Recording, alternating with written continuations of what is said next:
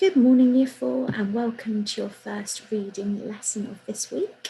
And we are going to be exploring vocabulary. So by the end of this lesson, you should be able to identify words that you don't know, try to work out the meaning using reading strategies, and check the meaning using a dictionary or the internet if you don't have access to a dictionary. Or perhaps you could ask someone in your family. And if not, if you get the same words that I've recorded, I'll tell you the meaning at the end. Okay? So for your starter, if you time yourself for 3 minutes, can you say all the things that you can remember about Varjakpur so far? Off you go. You'll have to pause because I'm going to keep going. Okay. Let's read chapter 3 together. Whilst we are reading, let's note down any words that you are unsure of and write them in your chart. So words you haven't before, you can just draw this grid neatly with a ruler in a table. If you don't have a ruler, you might have a hardback book you can use, or a table mat, anything that's got a straight line surface you could use for a ruler. Okay. Right, let's start reading the story. So do you remember from last time when you were doing your talking about what you remembered, we ended on the cats and those gentlemen coming in and they were calling a family council. So this is where we begin chapter 3. Family council is now in session, declared the elder Paul above the hubbub in the front room. Mother, father and Aunt Junie were whispering to one another, huddled together on a rug, so old it had lost its pattern and faded away. Julius and Jasmine were sitting behind them, nodding seriously, as if they were grown-ups too. Jay, Jethro and Jerome were fighting over the toy mouse, trying to push each other into the flames of the antique fireplace. Now I recorded 2 words on there, see how many you didn't know. At the elder Paul's words, they all settled down. Varjak was sitting quietly on his own at the back, but his mind was burning. This was his first family council. From the Contessa's red velvet armchair where he stood, the elder Paul began to speak. The family tales tell us that when our ancestor Jalal came out of Mesopotamia, he wandered the earth for many years before finding a home with the Contessa. Generations of Pauls have lived in this house since Jalal's time, but those days may be coming to an end. I believe the Contessa is dead. The older cats gasped. They shot strange looks at one another and shook their heads. A log crackled loudly in the fireplace. The elder Paul waited until it was quiet again to continue. She has seldom left her room of late, only to feed us and tend the fire. Our youngest litter, Varjak, Jay, Jethro and Jerome, have hardly seen her. They barely even know what she looks like. She would only let that happen if she was ill, very ill. And now this gentleman, what we saw today confirms my fears. The Contessa is gone. Yes, she's probably gone somewhere, said Father. I'm sure she'll be back. And in the meantime, her gentleman friend is looking after us. He is not her friend, said the elder Paul. I remember him. He came to this house years ago, before any of you were born. He and the Contessa had a terrible argument. He wanted to take us away, but she wouldn't let him. She threw him out in the end, shouting and screaming. It was silent for a moment. Varjak saw Father's eyes glint green in the dark. There was no light in the room but crackling, flickering fire. This is absurd, said Aunt Junie. She licked her plump paws confidently. We're purebred Mesopotamian blues, the noblest of cats.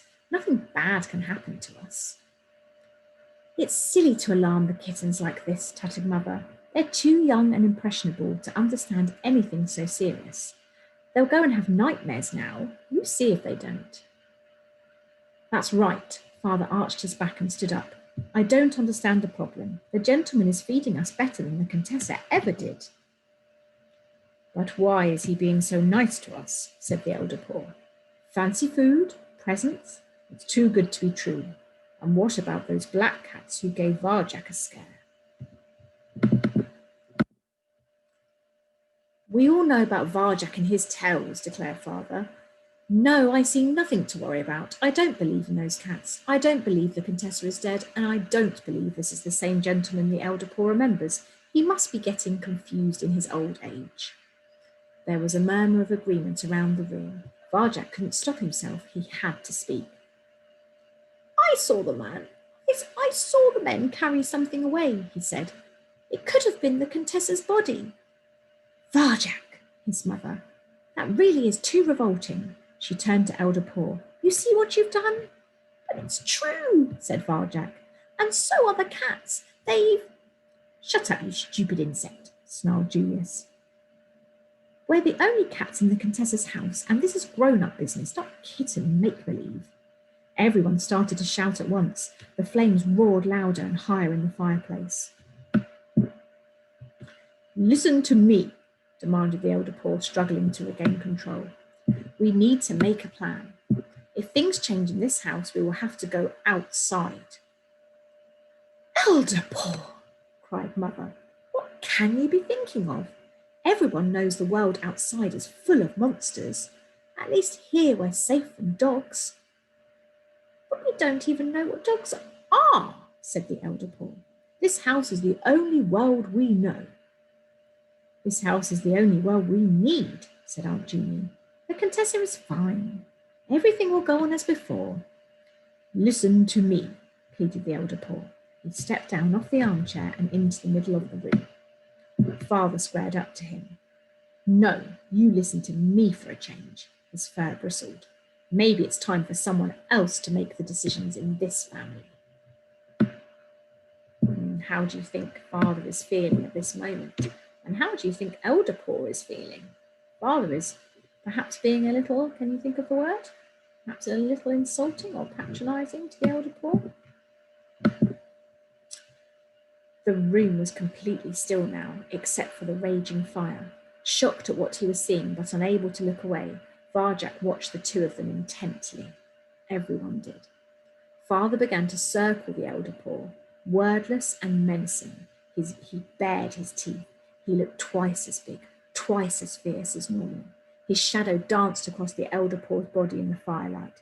He hissed and strode forwards. The elder poor backed away. Suddenly he looked tired and old, very old, like the threadbare rug on which he stood. I'm just saying we should think. That's enough, blazed Father. This council is over. He turned to face the family. Let's go.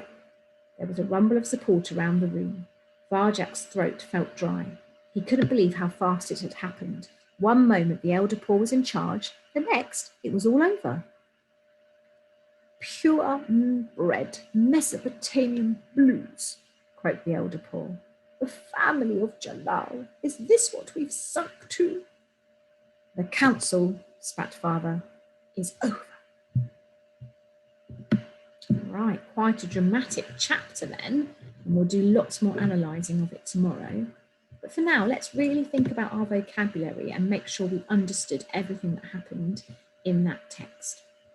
So, just a little reminder of some ways to help you work out any meaning of the words that you don't know. Think about what's happening in the sentence or the passage. Find the surrounding words that may help explain the meaning of the unknown word, and think about similar words or root words within the word that you already know. When you think you may have figured out what the word means, substitute that word into the sentence to see if it makes sense. Okay, so let's have a look at what word you may not have known at the beginning. So I thought perhaps hubbub might be something you were not sure about. That's going to be the first word I'm going to talk about. Okay, so if you were not sure and there were lots of words you didn't know and you feel a bit overwhelmed by too much vocabulary, then try and work out these words. So these are the ones that I chose, and I know there may be more, but if you're really unsure and you would like some support, let's concentrate on these ones. So hubbub, antique, gasped, seldom, absurd, and that line's been put in by the computer, there shouldn't be a line there. Impressionable, revolting, and intently. Okay, so have a think, what could they mean? So let's go back to our strategies. What could hubbub mean? Let's read it. So, Family Council is now in session, declared the elder poor, above the hubbub in the front room. Now think about it, there are lots of people in a room. What might be happening in the room if people are in a room and they're trying to talk? Now elder poor is saying Family Council is now in session. So he's telling people what's happening above the hubbub in the room. Okay, so what about, let's look at the root word bub. Shall we try bubbles? Declared the elder poor above the bubbles in the front room. Do you think they're blowing bubbles at the moment? No, probably not. What might they be doing? Ah, that's right, they're probably talking. Aha, now what happens when we talk a lot and you have to go above the noise? Ah, I've said it, noisy. So let's try noisy. Family Council is now in session, declared the elder poor above the noise or the loud noise in the front room. Oh, I think that makes sense. So I'm going to go for that one. I'm going to write that down in my middle column. I think it means something to do with noise. What I think it is. Now let's look at the actual meaning. So I've said once you've worked out or checked the meaning, you can use your words in your own sentences, e.g., I'm about to tell you about seldom, but let me just stick to hubbub. Yes, it was a busy, noisy situation or a crowd making a lot of noise. Okay. And then I talked about seldom here, which I'll tell you in a minute, means not often or rarely. So I've thought about writing my own sentence, and you could make it even better than this. But as a basic one, Jack seldom wanted to play cards with his younger brother. Okay, so once you've worked out the meaning of your words, checked it with somebody or the internet or a dictionary, you can write your own sentences.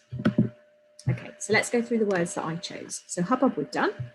Antique means belonging to ancient times or having a high value because of its age and quality.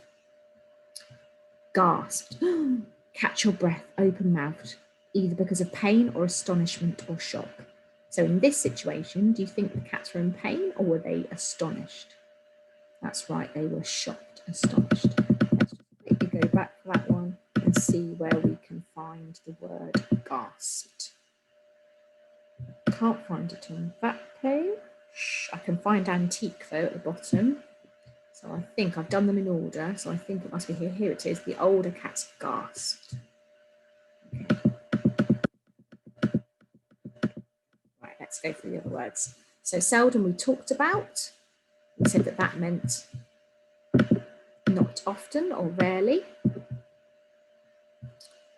Absurd just means ridiculous. So that's a word that you could use often in your writing. If something is ridiculous, it's absurd, A-B-S-U-R-D. Impressionable means you're easily influenced. Okay, we often say that younger children, very young children, can be impressionable. So we have to always make sure we're modelling good behaviour around our younger brothers and sisters. Your parents might say that to you, that your siblings are very impressionable. Revolting, something that is disgusting. Ugh, horrible, but really horrible. Revolting. Intently is to really, really concentrate on something, to look at it, to really focus, hopefully something you're doing now and you're intently working in your lesson, intently working hard on your reading skills. Okay, so well done. We would love to see your work as always. So send in your vocabulary and the sentences you wrote into the Year 4 account, and we'll see you for some more reading tomorrow. Thank you. Bye-bye. Au revoir.